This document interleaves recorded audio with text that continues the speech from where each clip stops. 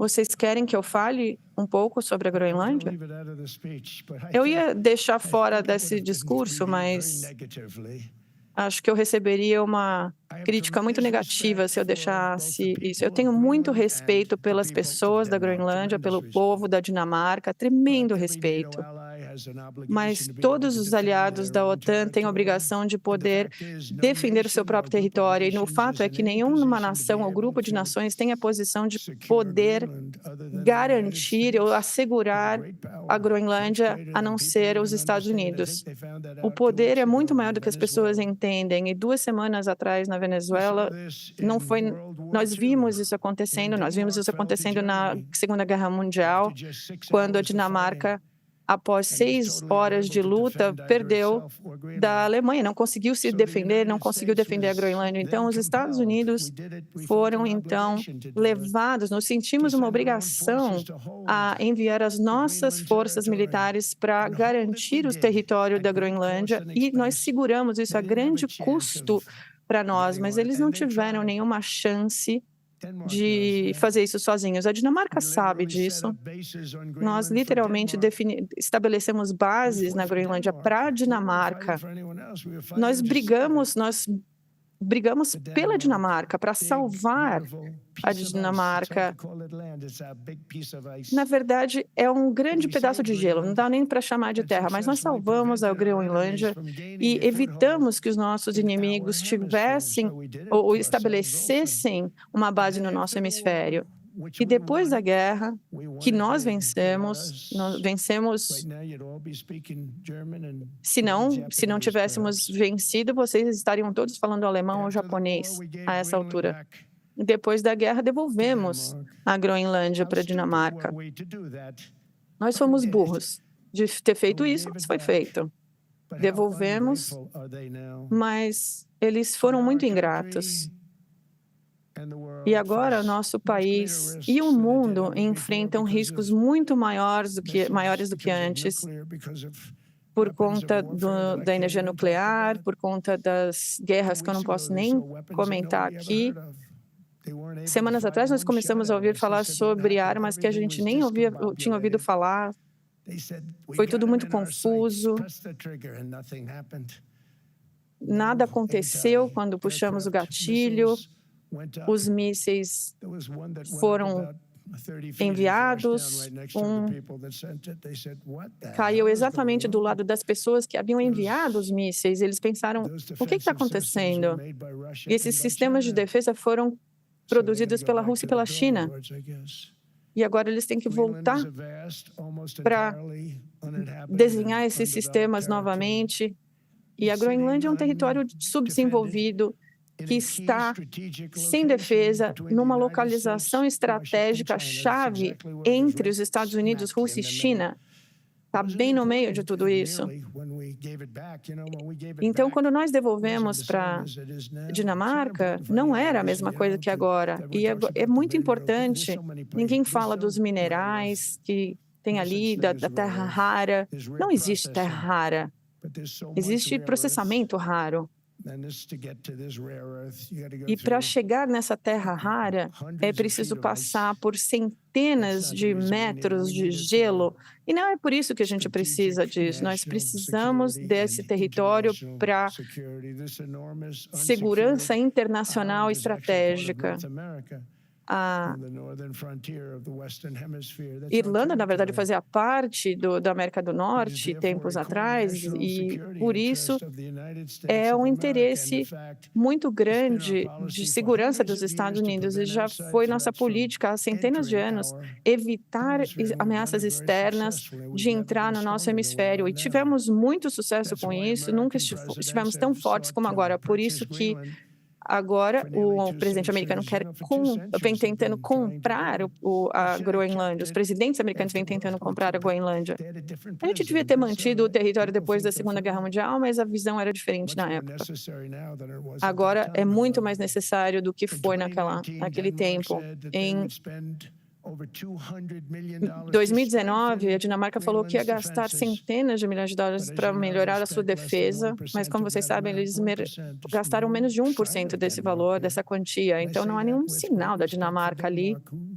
E como eu disse, eu tenho muito respeito à Dinamarca, pessoas que eu amo, os líderes são excelentes, mas os Estados Unidos, e só os Estados Unidos, pode proteger esse grande pedaço de gelo e fazer isso de forma que seja seguro e bom para a Europa e bom para nós. E é por isso que eu estou em negociações para discutir a aquisição da Groenlândia pelos Estados Unidos, porque já adquirimos muitos outros territórios durante a história, como muitas outras nações europeias também o fizeram.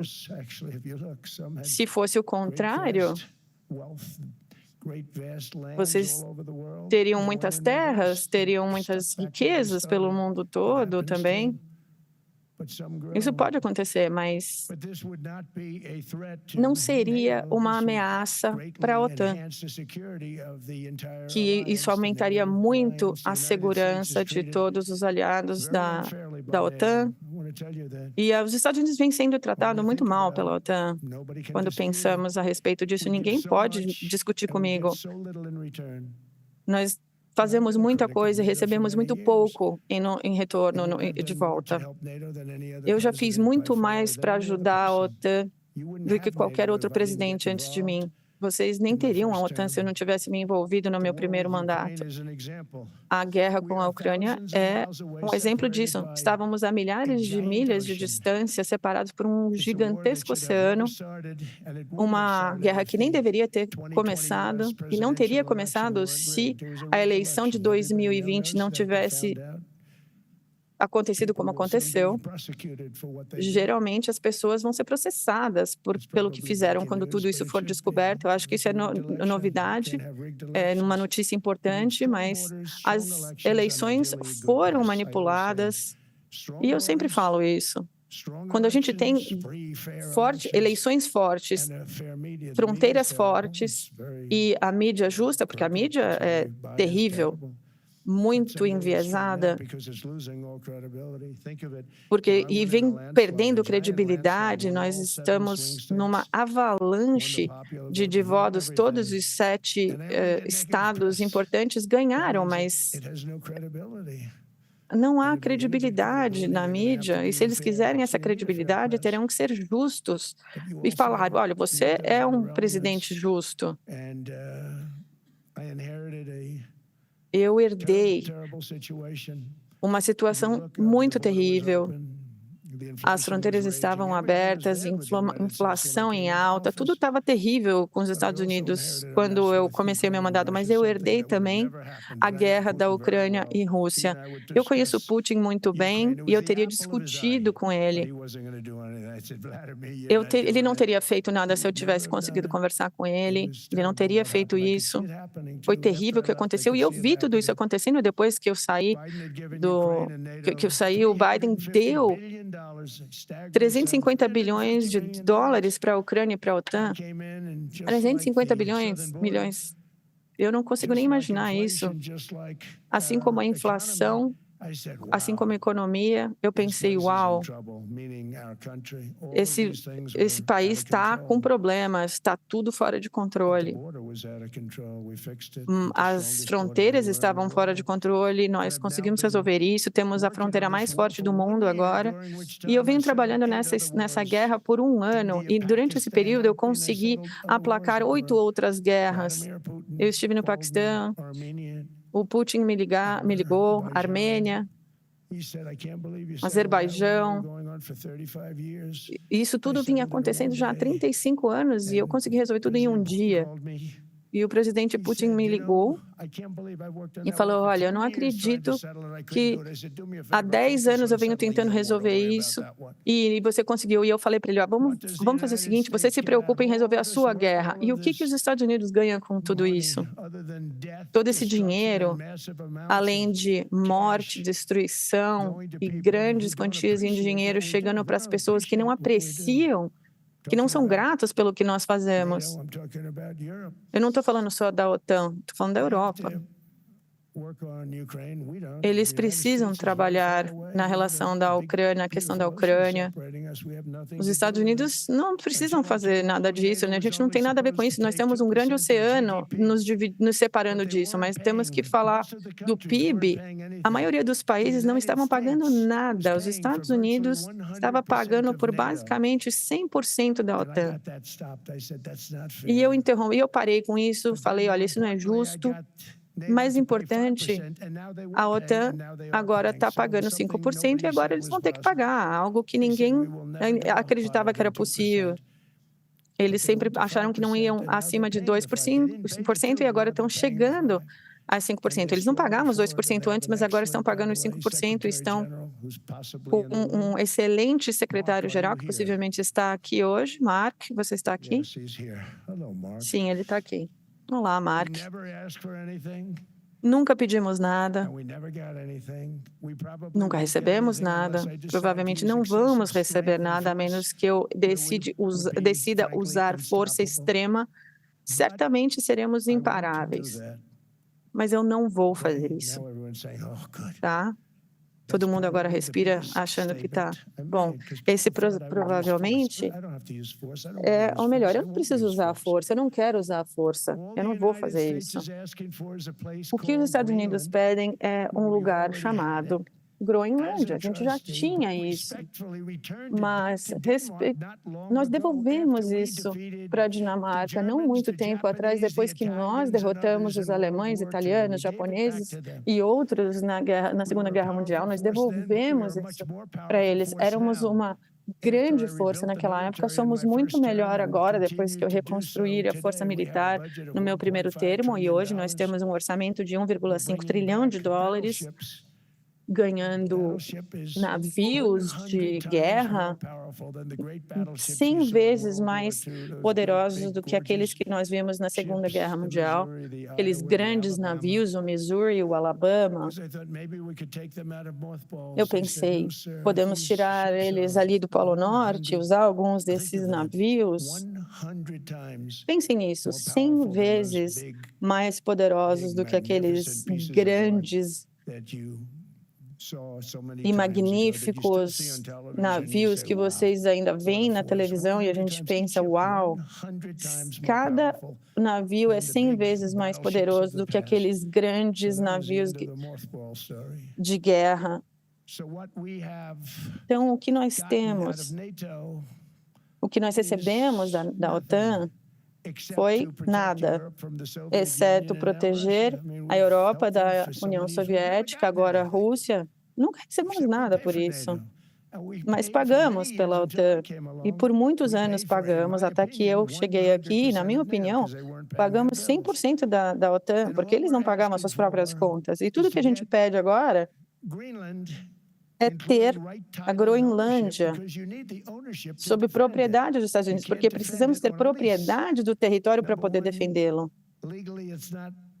Então, legalmente, não é defensável por nós. E segundo, psicologicamente, também, quem vai querer defender um contrato ou uma licença, que na verdade é um grande pedaço de gelo no meio do oceano, e se houver uma guerra, boa parte da ação vai acontecer ali em cima daquele pedaço de gelo. Os mísseis passarão exatamente por cima daquele pedaço de gelo.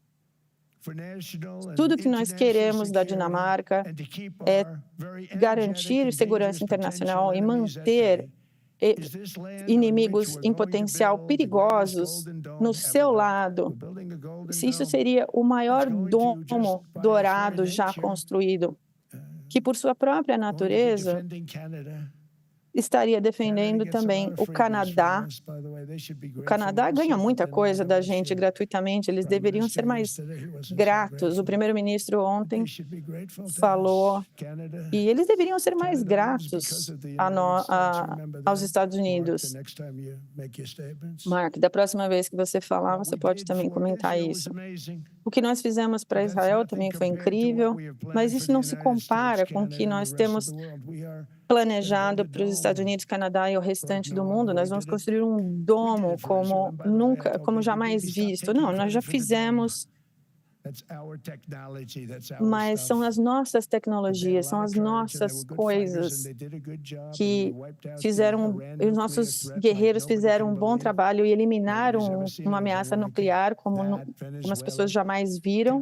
E com isso, foi a Venezuela derrotando Salamone, saindo de Bagdá também, depois que ele tentou se estabelecer. Fizemos muitas coisas, fizemos coisas grandes, tudo perfeitamente executado. Alguém me falou que tudo o que nós fizemos foi perfeitamente executado e eu disse, eu sei.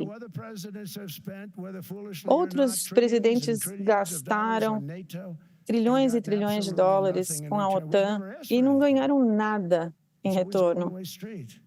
É sempre uma via de mão única e agora eles querem a nossa ajuda na guerra da Ucrânia. E eu falei, olha, eu quero ajudar, mas no mês passado tínhamos 31 mil soldados. 31 mil. Lembrem, 30 mil soldados morreram em um mês. O mês anterior foi 27 mil, antes disso 28 mil e antes 25 mil. É um mar de sangue ali. E é isso que eu quero parar, é isso que eu quero interromper. Isso não ajuda os Estados Unidos. Isso são jovens soldados, pessoas jovens, como muitos de vocês aqui nessa primeira fila. Eles vão para a guerra, seus pais ficam orgulhosos e semanas depois eles recebem uma ligação dizendo, olha, seu filho morreu na guerra. Essas guerras são terríveis e os números já são muito maiores do que na Segunda Guerra Mundial. Ucrânia e Rússia perderam muitas pessoas.